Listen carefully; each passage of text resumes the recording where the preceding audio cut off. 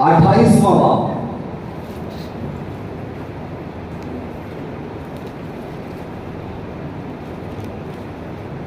19वीं आयत। यह आखिरी बाब है मत्ती की अंजील का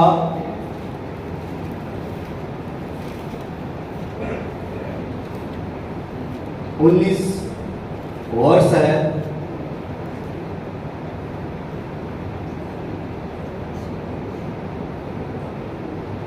जी, बस तुम जाकर सब कौमों को शागिर्द बनाओ।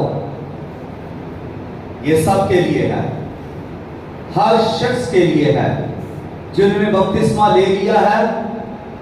ये स्पेशली उनके लिए भी है जो ईमान ले आए हैं, ये उनके लिए भी है जो खुदावंद यीशु मसीह को अपना निजात दहिंदा मान चुके हैं, ये उनके लिए है।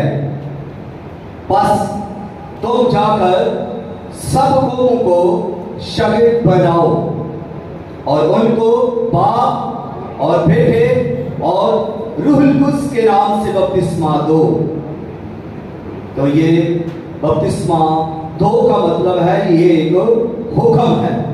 यीशु मसीह मर्दे खुदा के बेटे, हमारे निजात दहिंदा खुदावंद ने फरमाया, यानी हुक्म दिया है कि कितने कहाँ जाओ, सब कौमों को शागिर्द बनाओ। किसी एक कौम का जिक्र नहीं किया गया कि हम सिर्फ एक ही कौम के अंदर जाएं, बल्कि जितनी भी कौमें इस दुनिया के अंदर हैं उन सब में जाने का हुक्म है। और हुक्म दूसरा यह है कि उन कौमों में जाकर क्या करना है, उनमें से लोगों को शागिर्द बनाना है। तो ये शागिर्द बनाओ, ये भी हुक्म है। फिर हुक्म यह है कि उनको बाप, बेटे और रूहुल कुद्स के नाम से बपतिस्मा दो, ये भी हुक्म है। अब ये तीनों हुक्मिया फिक्रे हैं। सब कौमों में जाओ, लोगों को शागिर्द बनाओ और उन्हें बाप, बेटे और रूहुल कुद्स के नाम से बपतिस्मा दो। ये तीन जुमले, तीन हुक्म खुदावंद यीशु मसीह ने इरशाद फरमाए हैं। तो बपतिस्मा लेना हुक्म की पैरवी करना, हुक्म को मानना है। जो बपतिस्मा नहीं लेते वो हुक्म को नहीं मानते, वो यीशु मसीह के हुक्म को रद्द करते हैं, वो खुदावंद यीशु मसीह की तालीम का इनकार करते हैं, वो खुदा का इनकार करते हैं, वो बाइबल का इनकार करते हैं और खुदा के बेटे यीशु मसीह का इनकार करते हैं, जो खुदा का बर्रा है, जो दुनिया के गुनाह उठा ले जाता है, जिसको सलीब के ऊपर मारा गया, बांधा गया और हाथों और पांव पर कील लगाकर सलीब के ऊपर ठोक दिया गया और सर के ऊपर कांटों का ताज पहनाया और पसली में भाला लगा और सलीब के ऊपर खुदावंद यीशु मसीह मर गए और फिर उन्हें उतारा गया और कब्र के अंदर दफन कर दिया गया और वो तीसरे दिन मुर्दों में से जिंदा हो गए। वो यीशु मसीह की इस सलीबी मौत का इनकार करते हैं, वो मसीह के दफन होने का भी इनकार करते हैं और मसीह के जिंदा होने का भी इनकार करते हैं। वो सिरे से ही हुक्म अदूल है, हुक्म को ना मानने वाले हैं। तो लम्हा फिक्रिया है कि आपकी कौन सी स्टेज है, आप हुक्म की पैरवी कर रहे हैं या आपने हुक्म को तोड़ दिया है, हुक्म का इनकार कर दिया है, हुक्म अदूल है आप। तो देखें आप किस स्टेप पे हैं।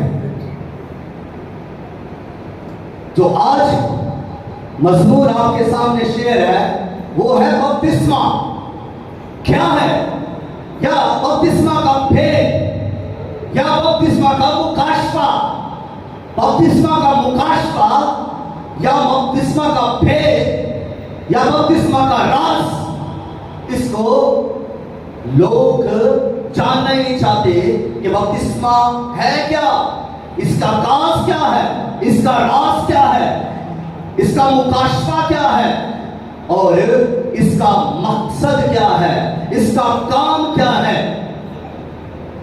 इसको समझने की जरूरत है। जब तक हम इसको समझेंगे ही नहीं तो हम इस हुक्म को पूरा कैसे करेंगे। पहली बात, इसमें मैं आपके सामने आज के मज़मून की आउटलाइन रखना चाहता हूं। मैं आपको आज जो इस मज़मून में सिखाऊंगा वो पहली बात इसके मैनियो मफ़हूम में सिखाऊंगा, दूसरा ज़रूरत और अहमियत, तीसरा मकसद और चौथा बपतिस्मा की अक़साम। फिर इसके बाद पहला बपतिस्मा, दूसरा बपतिस्मा, तीसरा बपतिस्मा और चौथा बपतिस्मा जो बाइबल मुकद्दस के अंदर मुख्तलिफ बपतिस्मे हैं वो भी मैं आपको बताऊंगा।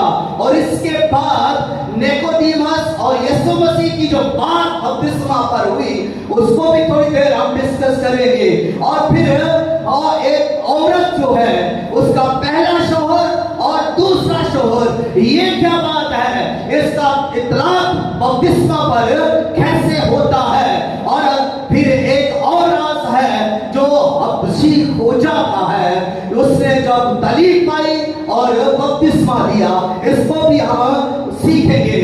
और फिर बपतिस्मा किसका निशान है, ये निशान किस चीज का है, हम इसको भी आज सीखेंगे। इसके बाद ये बपतिस्मा जो है ये एक लिबास है और ये शाही लिबास है और इसको भी हम सीखेंगे। फिर बपतिस्मा जो है ये बाइबल मुकद्दस के अंदर कुछ अहद हैं और 5 अहद मैं आपके सामने रखूंगा और उन 5 अहद जो हैं उनके निशान भी हैं, जिनमें 5वां अहद जो यीशु मसीह के साथ है तो वो उसका निशान बपतिस्मा है। इसके बाद बपतिस्मा कौन ले सकता है और बपतिस्मा की शराइत क्या है, ये सब कुछ बयान करते हुए हम आज गुजरेंगे। तो गौर कीजिएगा, पहली बात जो बपतिस्मा की है वो है मानी। किसी भी लफ्ज को बयान करने से पहले उसके मीनिंग सब जानना है। ये लफ्ज कहां से आया, इसका मतलब क्या है। तो आइए बपतिस्मा का मतलब सीखिए। बपतिस्मा का अंग्रेजी में इसको कहते हैं बैप्टाइज या बैप्टिज्म। कहां से लफ्ज आया, ये इब्रानी ज़बान का लफ्ज है, बैप्टिज़ो से निकला और ये बैप्टाइज बना इंग्लिश के अंदर। और इसका उर्दू तर्जुमा जो है गोता लगाना, डिप कर जाना, पूरा रंगना, पूरा पानी के अंदर जाना और पानी के अंदर जाकर फिर बाहर आना, यानी पूरा रंग जाना। आप दुपट्टे रंगाते हैं, ख़वातीन इसको अच्छी तरह समझ सकते हैं। जब कोई भी दुपट्टे को टाई करवाती हैं तो दुपट्टा पूरी तौर पर पानी के अंदर उस रंग के अंदर जाता है और वो रंग दिया जाता है, उस पर पूरा रंग चढ़ता है। उसको ये नहीं करते कि हम थोड़ा सा डुबाएं या उसके ऊपर छट्टे मारने शुरू कर दें, ऐसा नहीं, बल्कि उसको पूरा रंगा जाता है। तो बस इसका मतलब, इसका मफ़हूम यह हुआ कि बपतिस्मा पूरे तौर पर पूरा बदन, सर तक पांव पानी के अंदर जाना, पूरे तौर पर पैरवी करना, पूरे तौर पर अपने आप को मसीह में रंग देना, पूरे तौर पर मसीह को अपने ऊपर पहन लेना। हम पानी के अंदर तो जाते हैं, हमारा बदन पानी के अंदर जाता है, लेकिन इसका असर हमारी रूह पर होता है। हमारी रूह पूरे तौर पर निजात पा जाती है, हमारा बदन पानी के अंदर गोता लेता है और हमारी रूह पूरे तौर पर निजात पा जाती है, सेफ हो जाती है, यीशु के लहू में डिप हो जाती है। यह है इसका मफ़हूम और मानी भी साथ। तो इसकी जरूरत اور اہمیت، اس کی ضرورت کیوں ہے، کہ ہم کیوں اس کو ضروری سمجھتے ہیں؟ پہلی بات کہ یہ ایک حکم ہے، اور بائبل مقدس کے اندر جتنے بھی حکم ہیں وہ ضروری ہیں، ان کی اہمیت ہے، اور وہ ہم پر واجب اور لازم ہے کہ ہم ان کو بجا لائیں۔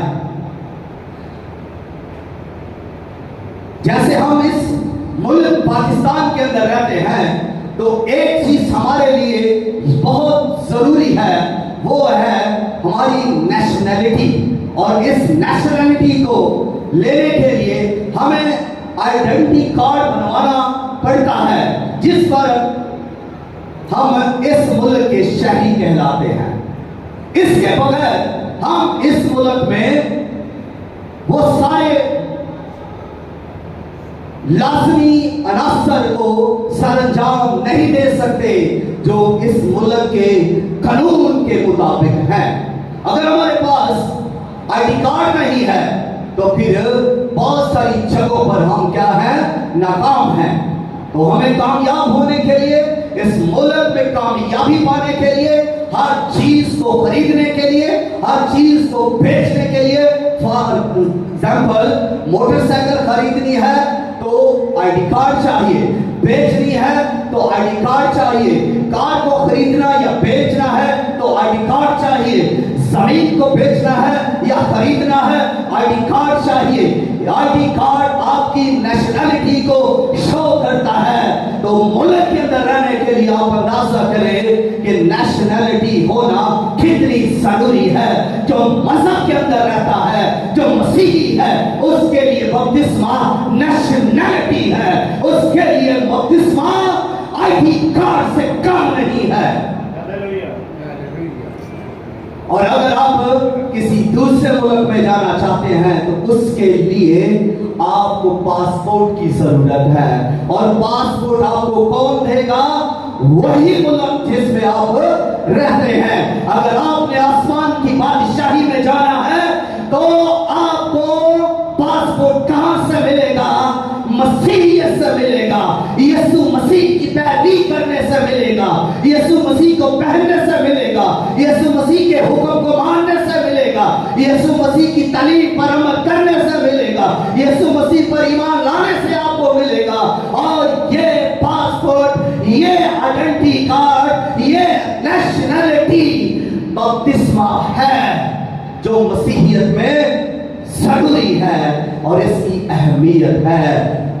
اب کسی بھی کالج میں، اسکول میں، انسٹیٹیوٹ میں جائیں تو سب سے ضروری چیز اس میں کیا ہے؟ ایڈمیشن۔ جب تک آپ کا ایڈمیشن نہیں ہوگا آپ اس ادارے کے کہلا ہی نہیں سکتے، آپ اس اسکول کے اسٹوڈنٹ نہیں ہیں، آپ اس کالج کے اسٹوڈنٹ نہیں ہیں، آپ اس انسٹیٹیوٹ کے اسٹوڈنٹ نہیں ہیں۔ تو یسوع مسیح نے کیا فرمایا کہ سب قوموں میں جاؤ، انہیں شاگرد بناؤ، اور انہیں باپ اور بیٹے اور روح القدس کے نام میں بپتسمہ دو۔ تو ہمیں اسٹوڈنٹ بننا ہے۔ جب پہلے ہم شاگرد ڈسائپل آف جیسس بنیں گے تو ڈسائپل آف جیسس بنائیں گے۔ ہمیں پہلے شاگرد بننا ہے، شاگرد بنیں گے، شاگرد بنائیں گے۔ اگر استاد ہیں تو پھر استاد ہی بنائیں گے، اور آپ کے شاگرد بھی استادی ہی دکھائیں گے، آپ بھی استادی دکھائیں گے، آپ کے شاگرد بھی استادی دکھائیں گے۔ تو ضروری ہے شاگرد بنے۔ شاگرد حلیم ہوتا ہے، شاگرد سیکھتا ہے۔ تو جو شاگرد نہیں ہے وہ اکڑتا ہے، وہ گھمنڈ میں رہتا ہے، وہ استاد ہے، اس میں سیکھنے کی روح نہیں ہے۔ اور شاگرد شین، الف، کاف، رے اور دال سے ہے۔ ذرا اس کو ہجو کے اندر میں لے آتا ہوں، سائنس کے اندر، تو شین کا جو پہلا لفظ ہے شین، حرف شین، یہ ہے شاگرد۔ شین سے شاگرد اور الف سے ایمان، اور گھاس سے گریا ساری کرنے والا اور ریس سے رواداری رکھنے والا اور تال سے دعا کرنے والا، یہ 5 خوبیاں شاگرد کے اندر ہونی چاہیے۔ اگر یہ 5 خوبیاں کسی بھی شاگرد کے اندر نہیں تو I will say، میں یہاں کہنا چاہوں گا کہ وہ شاگرد ہو ہی نہیں سکتا۔ شاگرد شاکر ہو، شکر گزاری کرنے والا ہو، شاگردی کرنے والا ہو، شاگرد دعا کرنے والا ہو، شاگرد دعا میں گرفتاری کرنے والا، رونے والا ہو، اور شاگرد رواداری گھر رکھنے والا ہو، شاگرد ایمان سے بھرا ہوا ہو۔ آگے بڑھتے ہوئے اس کے مقاصد کیا ہے، ہم اس کے مقاصد کو سیکھیں گے کہ یہ بپتسمہ ہم کیوں لیں، اس کا مقصد کیا ہے۔ تو پہلا مقصد اس کا یہ ہے کہ مسیح کو پہلنا، مسیح کے حکم کی پیروی کرنا اور مسیح کے ساتھ اس کی مشابہت میں چلنا، مسیح کا رویہ اپنی زندگی میں رکھنا، مسیح جیسا ہو جانا، مسیح کی تابعداری کرنا۔ تو یہ اس کے مقاصد ہیں جن کو ہم نے پورا کرنا ہے۔ جب ہم بپتسمہ لے لیتے ہیں تو پھر ہمیں ان مقاصد کو پورا کرنا ہے۔ تو اس کے بعد جو بپتسمہ کے اقسام ہیں، تو پہلی قسم جو ہے بپتسمہ، پہلی قسم کا، وہ ہمیں بائبل مقدس کے اندر، مقدس نوح کے زمانہ کے اندر ملتا ہے، جب طوفان آیا اور کشتی کے اندر آگ جانے تھی اور وہ پانی کے سبب سے بچائی گئی۔ اسی کو نوح کا بپتسمہ بھی کہتے ہیں کہ نوح کے زمانہ میں پانی کے وسیلہ سے، یعنی کشتی کے وسیلہ سے آگ جانے بچائی گئی، تو اس کو نوح کا بپتسمہ کہتے ہیں۔ اور پھر دوسرا موسیٰ کا بپتسمہ، جب لال دریا کو پار کیا گیا، اس میں راستہ بنایا گیا اور بنی اسرائیل قوم اس میں سے نکل کر پار چلی گئی، تو اس کو موسیٰ کا بپتسمہ کہتے ہیں۔ اور پھر تیسرے نمبر پر یوحنا کا بپتسمہ آتا ہے، جو دریائے یردن پر بپتسمہ دے رہا ہے اور وہ گناہگاروں کو بپتسمہ دے رہا ہے اور ان سے کہہ رہا ہے کہ اپنے گناہوں سے توبہ کرو، کیونکہ آسمان کی بادشاہی نزدیک آ گئی ہے۔ اور لوگ کاروبار کو چھوڑ کر توبہ کرنے کے لیے، بپتسمہ لینے کے لیے یوحنا کے پاس آ رہے ہیں، اور یوحنا نے یہ کہہ کر پانی کا بپتسمہ دے رہا ہے کہ اپنے گناہوں سے توبہ کرو۔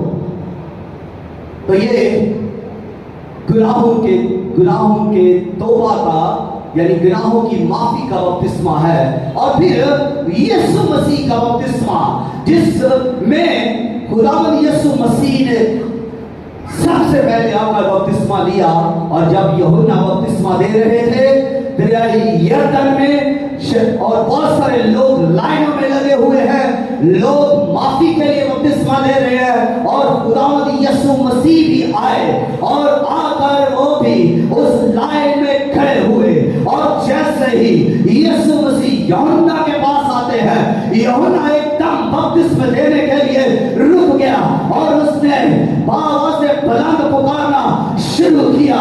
کیوں پکارنا شروع کیا؟ اس لیے اس نے یسوع کو دیکھا، اس نے یسوع کے معیار کو دیکھا، اس نے یسوع کی ہستی کو دیکھا، اس نے یسوع کی پاکیزگی کو دیکھا، اس نے یسوع کی قدرت کو دیکھا، اس نے یسوع کی الوہیت کو دیکھا، کیونکہ یسوع مسیح سے اس نے کہا میں آپ تجھ سے بپتسمہ لینے کا محتاج ہوں۔ اور اس کے علاوہ بھی اس نے ایک اور زبردست بات کی اور یہ کہا کہ میں تو تیری جوتی کے تسمہ کھولنے کے بھی لائق نہیں ہوں۔ عاجزی انکساری میں آ گیا اور اس یسوع مسیح نے کہا اب تو ہونے ہی دے، کیونکہ اسی طرح ہم نے خداوند کی راستہ بازی کو پورا کرنا ہے۔ یہ بپتسمہ यीशु मसीह ने लिया रास्तबाजी को पूरा करने के लिए, और उसने ये हम सबों के लिए ऐलान किया कि पानी का बपतिस्मा लेकर मसीहियत में शामिल हो जाओ और खुदा की रास्तबाजी को पूरा करो। और यीशु मसीह का ये जब बपतिस्मा लेने के बाद पानी के अंदर से होकर ऊपर आते हैं, कुछ लोग यहाँ ये भी कहते हैं कि वहां पर यीशु को छट्टे मारे गए, कुछ लोग ये भी कहते हैं कि वहां पर पानी कम था और यीशु मसीह पानी के अंदर डूबे नहीं थे। ऐसी भी तालीमात आपको मिलेंगी मुख्तलिफ डिनोमिनेशंस के अंदर, लेकिन जैसे ही आप यूहन्ना की अंजील पढ़ेंगे तो वहां पर यीशु मसीह के बारे में बताया गया है कि जब उन्होंने बपतिस्मा लिया और जब वो वहां आकर बपतिस्मा देने लगे और जब उनके शागिर्द भी उसी जगह पर यरदन में आकर बपतिस्मा लेते थे जो शलीम की जगह है, और उस जगह पर लिखा है कि पानी बहुत था। पानी बहुत होने की वजह से यूहन्ना वहां पर पानी का बपतिस्मा देता था तो वो छट्टे नहीं मारता था, बल्कि वो टिप करता था, वो बैप्टाइज करता था, वो गोता देता था, वो पूरा रंगता था। और यीशु मसीह भी पूरे तौर पर पानी के अंदर थे, और पानी से जब नीचे पानी से बाहर आए तो 3 काम हुए।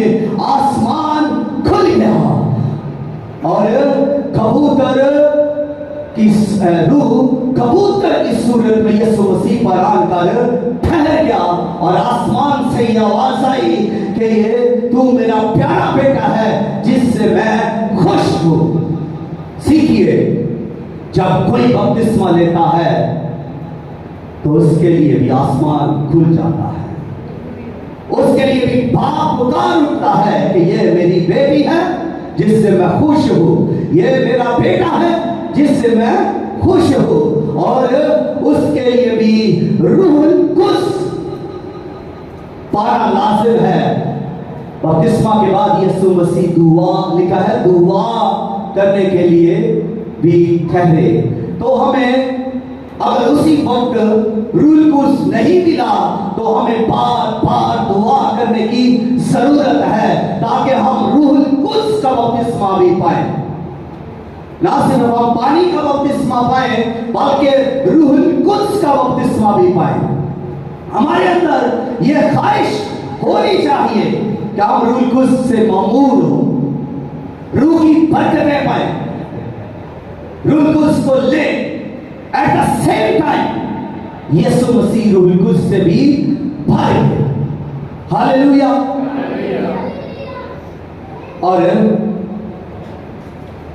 जब पतरस ने पहली बार वाज किया, जब रूहुल कुद्स से मामूर था तो उसने पैगाम दिया, और जब वो पैगाम देता है तो 3000 के लोग 3000 लोग तौबा करके अपने गुनाहों से पछताते हुए तौबा करके यीशु मसीह के नाम पर बपतिस्मा लेकर मसीहियत में शामिल हो गए।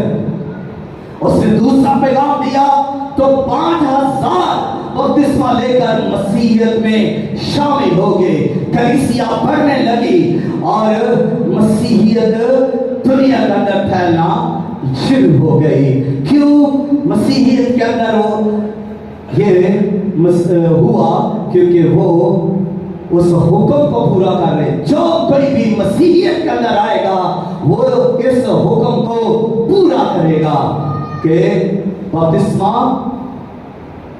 शागिर्द बनाओ और उन्हें बाप और बेटे और रूहुल कुद्स के नाम में बपतिस्मा दो। एक चीज और हबशी खोजा था,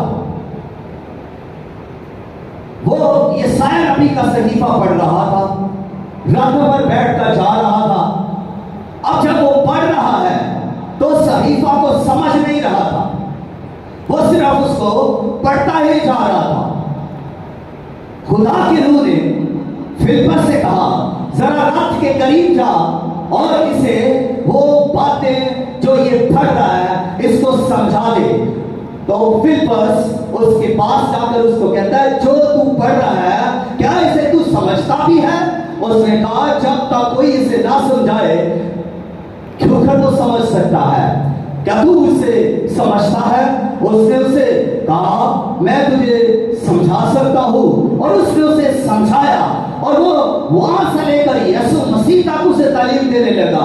यीशु मसीह के बारे में जब उसने बताया और फिर उसने बपतिस्मा के बारे में भी उसे सिखाया, और ये चलते चलते एक जगह पर पानी आया और पानी को देखकर उसने कहा, क्या अब कोई चीज मुझे बपतिस्मा लेने से रोक सकती है? तो उसने कहा, जो ईमान ले आता है कि यीशु मसीह खुदा का बेटा है, यीशु मसीह हमारा शख्सी निजात रहता है, यीशु मसीह ने जो सलीब के ऊपर काम किया है, जो कोई उस पर ईमान ले आता है फिर वो पानी का बपतिस्मा ले सकता है। अब इसकी शराइत इस बपतिस्मा पाने की शराइत ये है कि सबसे पहले कलाम की तालीम पाए। जो कोई भी मसीहियत के अंदर है या कोई आना चाहता है किसी भी कौम में से, सबसे पहले वो कलाम की तालीम पाए, वो खुदावंद यीशु मसीह के बारे में सीखे। और जब वो तालीम पा लेता है तो उसके बाद दूसरा काम ये है कि वो इकरार करे, अपने गुनाहों का इकरार करे। और तीसरी चीज है कि वो फिर अपने गुनाहों से तौबा भी करे। तौबा का मतलब है यू टर्न लेना, गुनाहों से मुड़ जाना, गुनाहों से फिर जाना, गुनाहों को छोड़ देना कि अब मैं आइंदा जिंदगी में गुनाह नहीं करूंगा। ये है तौबा। लोग तालीम तो पाते हैं, इकरार भी कर लेते हैं और फिर क्या तौबा भी करते हैं, लेकिन फिर गुनाह, फिर वैसी जिंदगी, फिर वैसे झूठ, फिर वैसी चुगलियां, वैसा ही घमंड, वैसी ही बदी उनकी जिंदगी के अंदर रहती है। तो ये तौबा नहीं है, ये तौबा नहीं है। तीसरी चीज जो है वो है तौबा, मुकम्मल तौर पर यू टर्न ले लेना, फिर जाना गुनाहों से। और फिर चौथी चीज जो है वो है ईमान लाना। जैसे कि अभी फिलिप्पस की बात की जा रही थी और हबशी खोजा की बात की जा रही थी, तो सब बातों के बाद उसने ईमान भी लाया। जो कोई बपतिस्मा ले उसके लिए तालीम के बाद इकरार के बाद तौबा, और तौबा के बाद ईमान लाना जरूरी है कि वो ईमान लाए कि यीशु मसीह खुदा का बेटा है, यीशु मसीह खुदा का बड़ा है, यीशु मसीह गुनाहगारों के लिए कुर्बान हुआ, यीशु मसीह पर ईमान लाए कि वो मेरा शख्सी निजात दहिंदा है और वो मेरे सारे गुनाहों से मुझे निजात दे सकता है। वो ईमान लाए और फिर वो पांचवी बात है कि वो शागिर्द बने। तो शागिर्द के लिए मैंने डेफिनेशन आपको बताई कि 5 चीजें उसके अंदर होनी चाहिए। ईमान लाने के बाद वो शागिर्दियत को जाहिर करे कि वो शागिर्द है या नहीं, वो शाकिर है, शुक्रगुजारी करने वाला है, वो ईमान रखने वाला है, वो गिरफ्तारी करने वाला है, वो रवादारी रखने वाला है और वो दुआ करने वाला है। तो वो शख्स फिर बपतिस्मा ले सकता है। ये 5 चीजें शराइत हैं बपतिस्मा लेने के लिए। ये 5 चीजें अगर हम में हैं तो फिर हम बपतिस्मा ले सकते हैं। और बस लोग करते हैं कि जो डाकू था सलीब के ऊपर, जिससे यीशु मसीह ने कहा कि तू आज ही मेरे साथ फिरदौस में होगा, उसने तो कोई बपतिस्मा नहीं लिया, वो तो पानी में नहीं गया, उसने तो कोई ऐसा काम नहीं किया। देखें, उसने कोई तालीम नहीं पाई, वो डाकू है, वो डाकासानी कर रहा है, वो लटेरा है, वो शायद चर्चेस के अंदर ना गया हो, उसने नहीं तालीम पाई, लेकिन उसके अंदर कुछ जबरदस्त खूबियां हैं। पहली बात ये कि उसके पास टाइम नहीं था, वो तो मरने के करीब था, वो वहां से उतर नहीं सकता था और वो पानी का बपतिस्मा ले नहीं सकता था। लेकिन अगर ऐसी सूरत हाल हो तो फिर तो हम माने कि भैया बपतिस्मा ना ले। तो जो ये बात करते हैं उनमें वो कौन है जो सलीब के ऊपर कीलों के साथ जड़ा हुआ है, जहां से वो नीचे नहीं उतर सकता, जहां से वो पानी के अंदर नहीं उतर सकता, वो बात करे ऐसी। लेकिन जो आजाद है, जिसके हाथ आजाद है, जिसके पांव आजाद है, जिसका बदन आजाद है, वो तो पानी में उतर सकता है, उसके लिए कोई पाबंदी नहीं है, उसके लिए कोई पैरा नहीं है, कोई फौजी उसकी हिफाजत के लिए खड़ा नहीं है।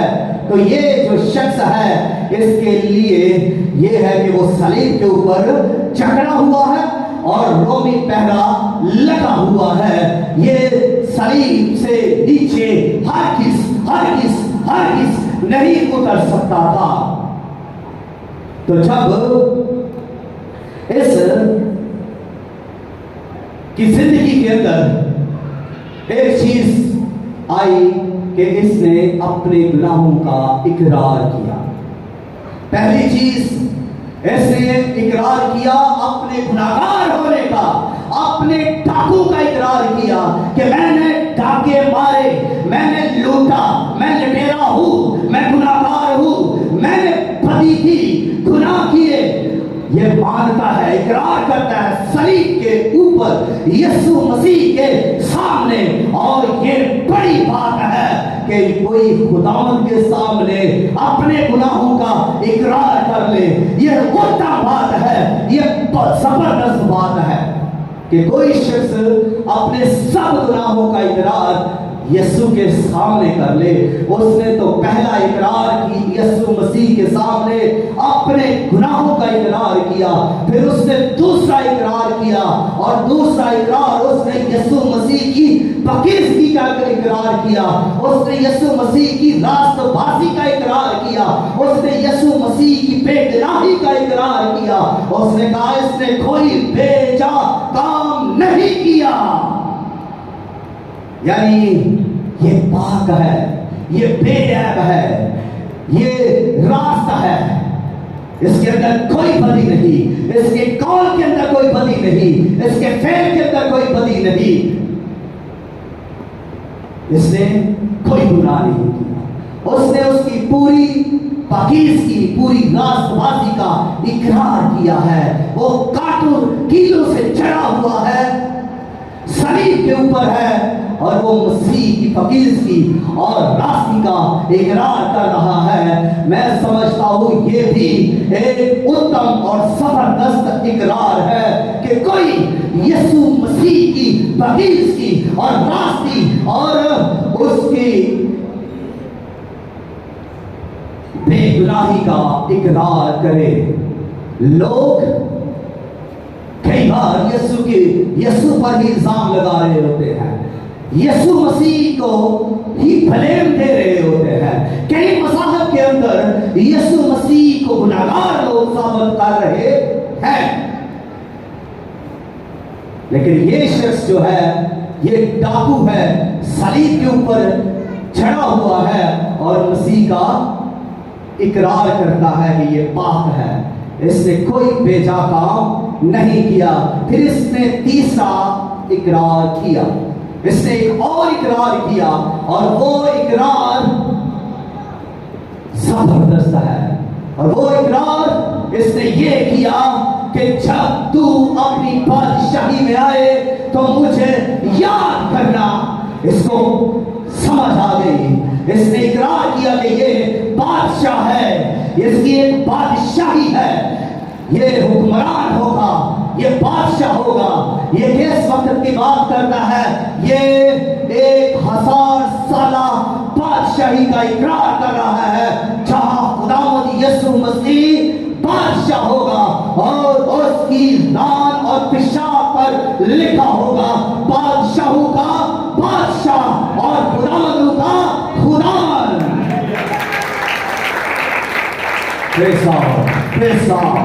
اس کو کس نے بتایا؟ اس نے یہ تعلیم کہاں سے پائی؟ اس کی زندگی کے اندر روح القدس کام کر رہا ہے.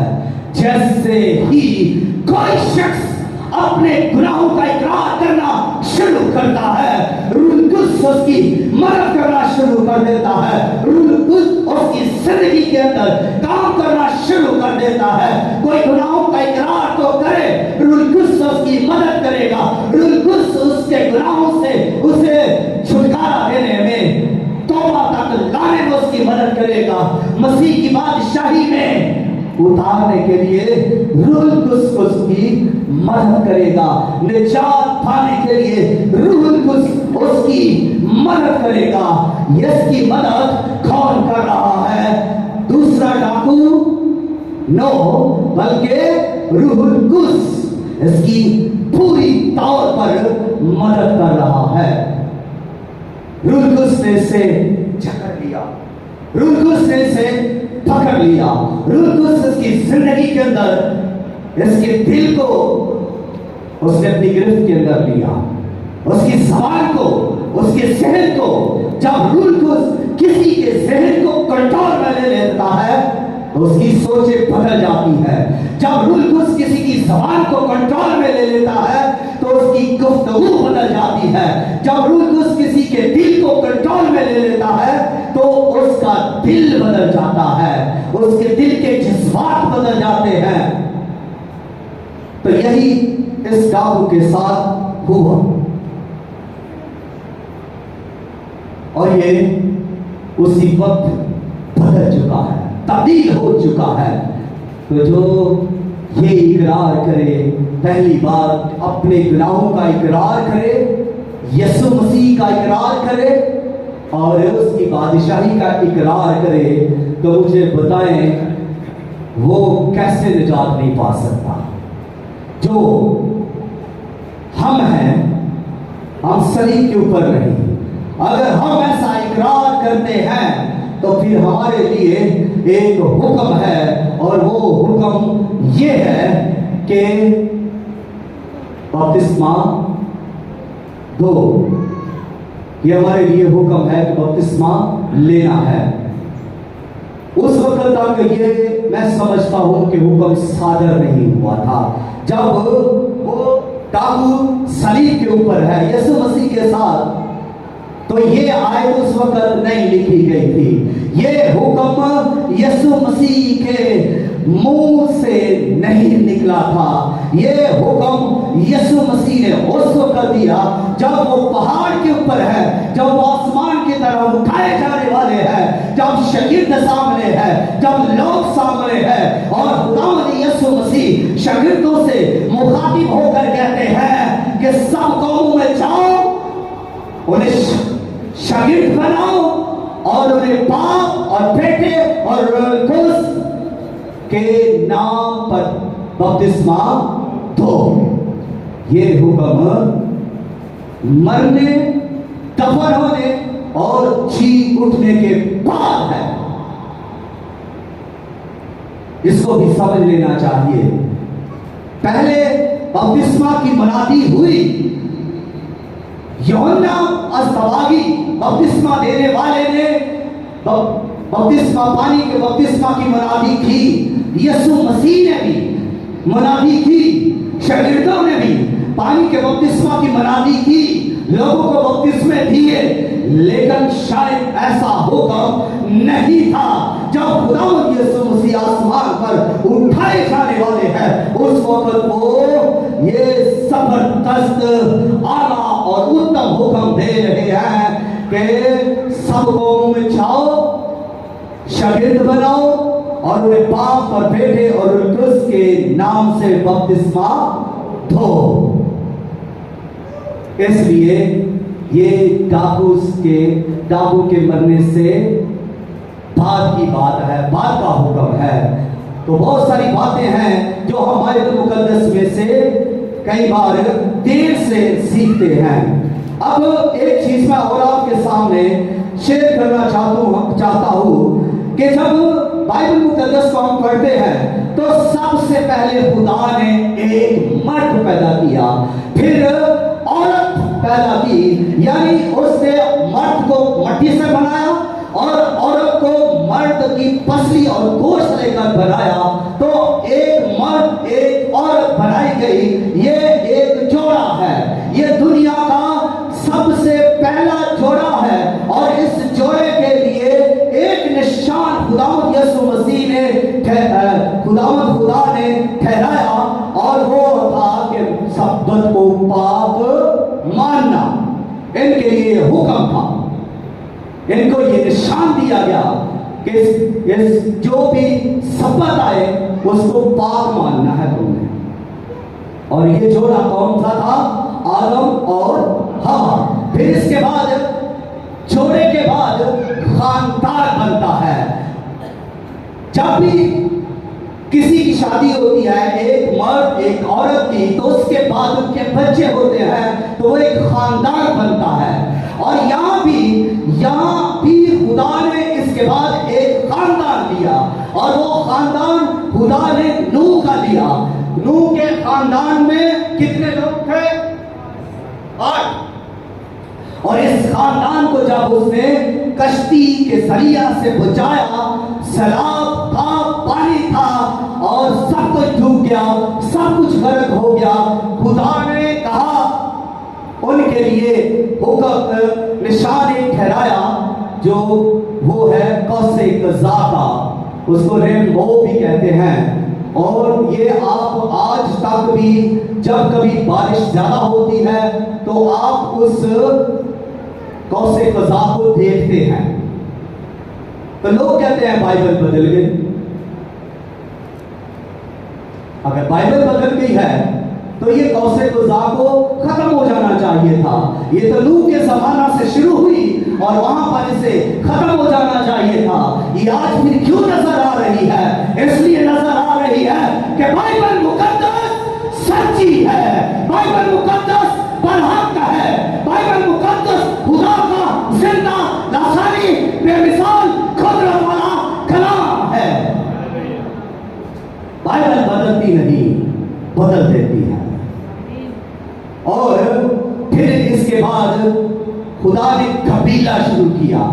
कबीला से खुदा ने निशान अहद बांधा, और वो कबीला अब्राहम का कबीला था।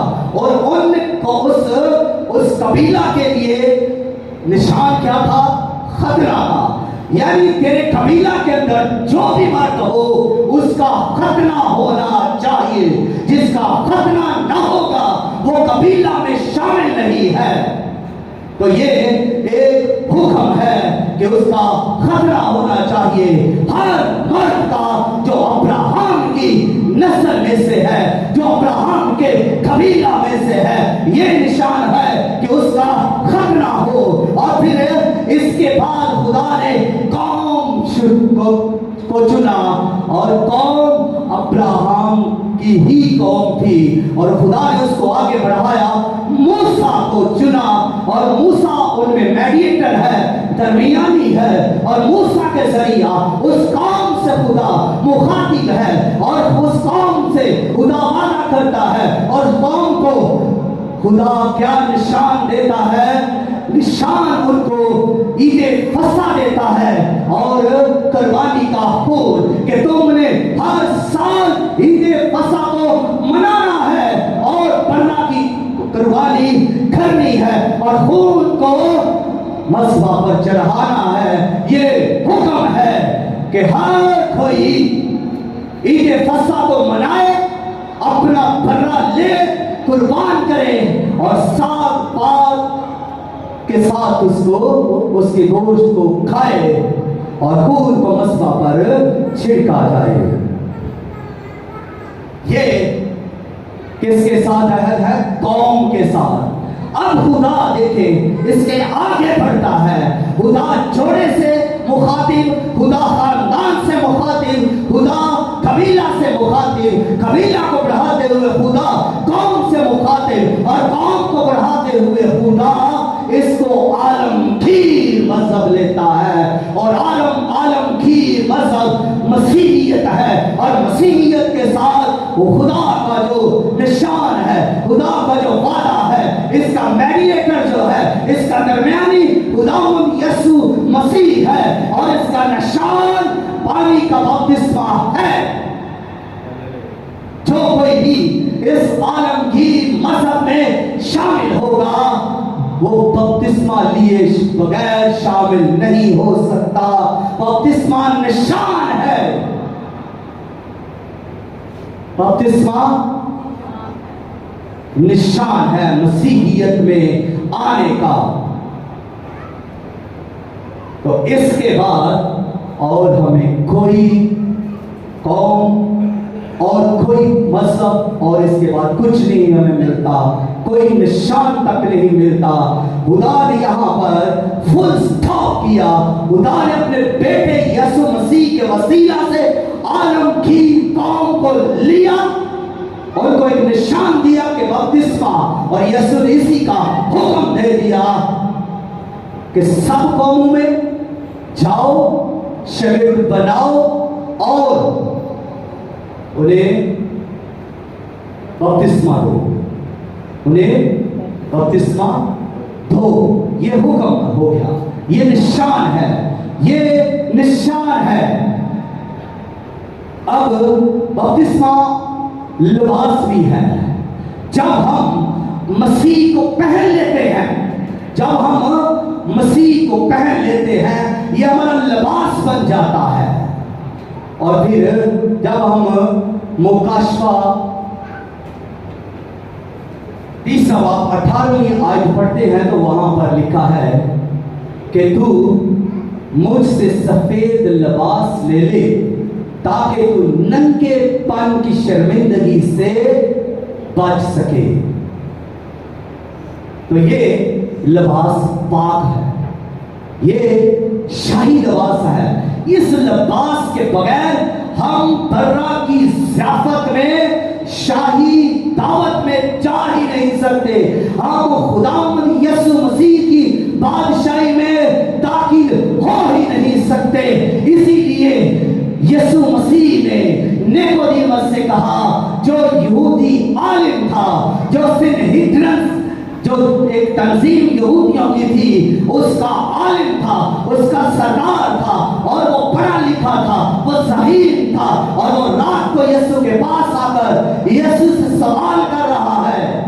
لیکن یسوع مسیح نے جو اس نے سوال دیا اس کا جواب نہیں دیا. یسوع مسیح نے ایک اور مکاشفہ اس کے سامنے رکھ دیا جو اس کو کبھی جان ہی نہیں سکتا تھا اور نہ جان سکا.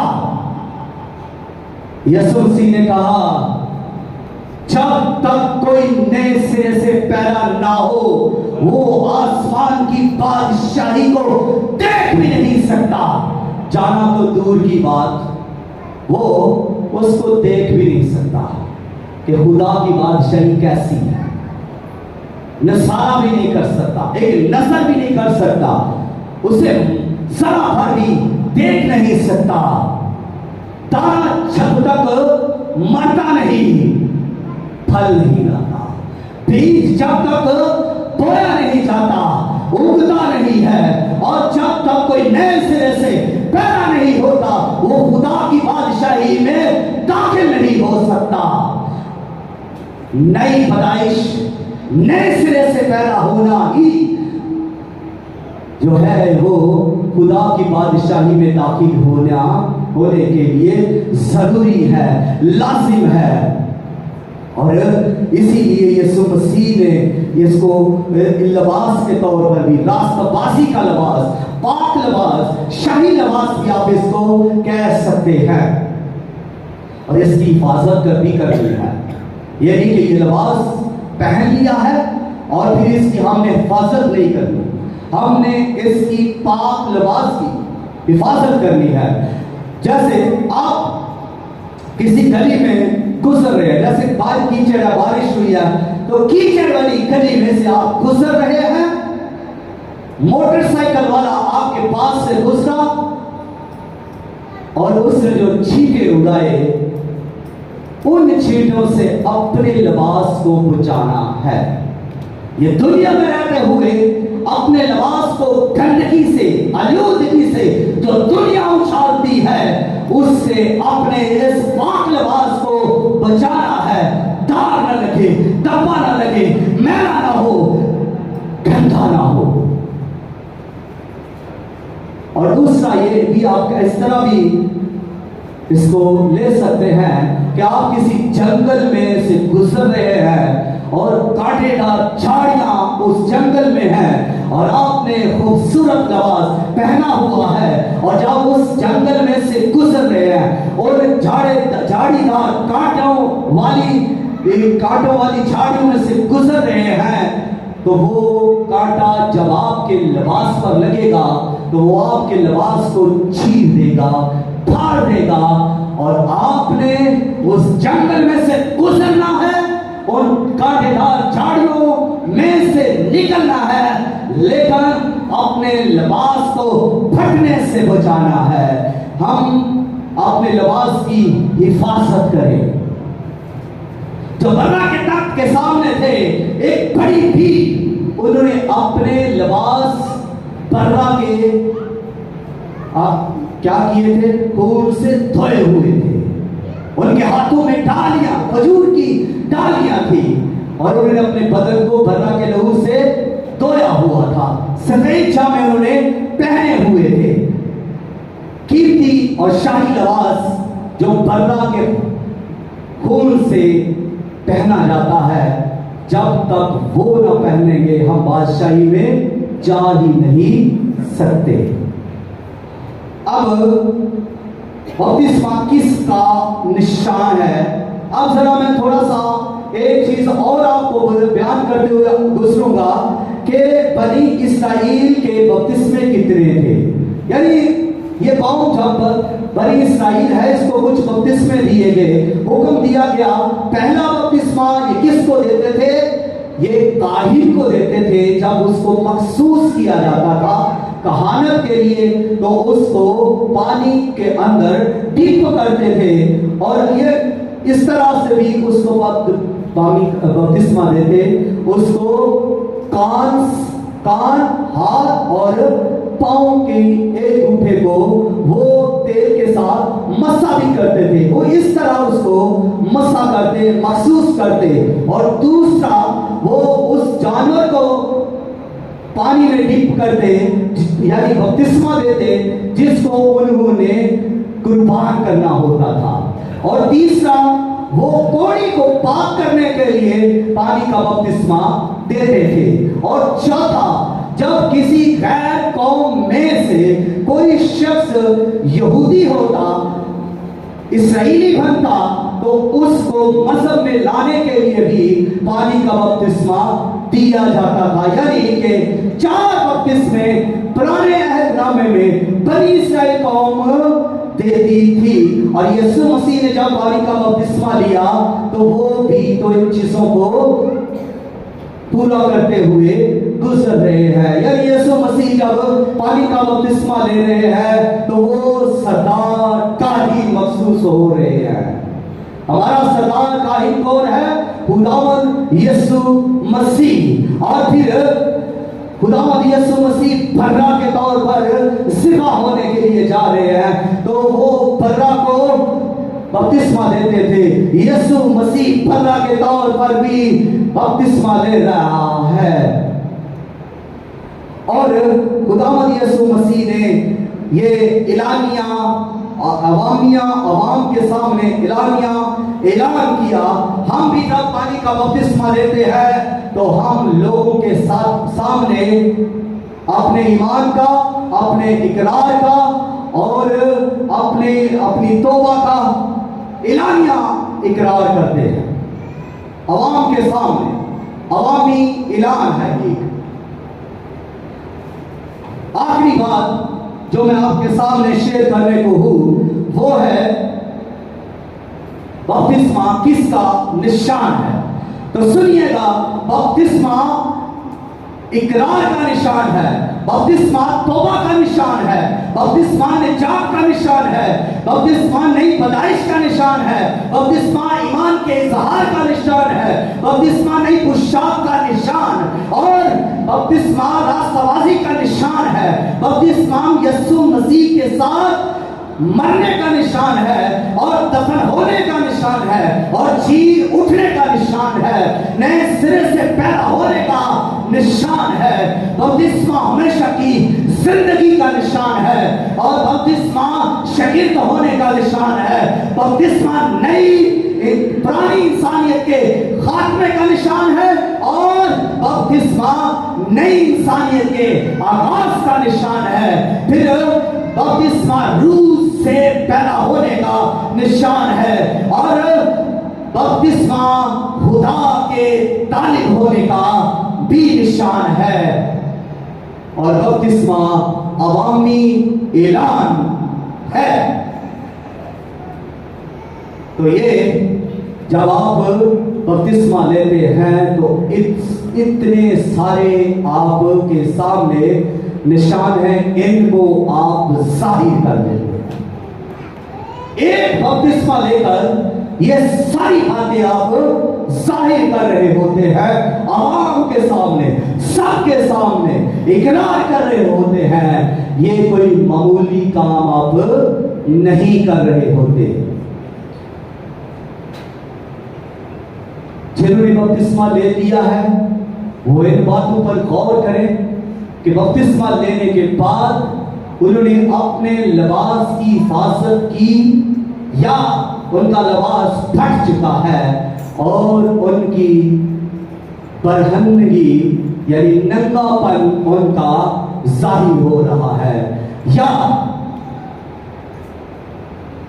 ان کے بدن کے اوپر، ان کے لباس کے اوپر داغ، دبے، گندی چیزیں پڑ چکی ہیں جو گناہوں کی ہے، جو دنیا کی میل کچیل اور دنیا کا کیچڑ ہے. کیا ان کے لباس پر تو نہیں پڑ گیا؟ ہمیں غور کرنے کی ضرورت ہے. اور جو بپتسمہ لینے والے ہیں وہ ان سب باتوں پر غور کریں کہ یہ بپتسمہ کتنا اہم اور ضروری ہے اور اس کو لینے کے بعد پھر مسیحیت کے اندر پورے طور پر مسیح کی پیروی کرتے ہوئے اور خدا کا طالب ہوتے ہوئے اور مسیح کو پہن کر چلنے کا نام ہے. خداوند اس کلام کے وسیلہ سے ہم سبوں کو کثرت کے ساتھ برکت دے. آمین.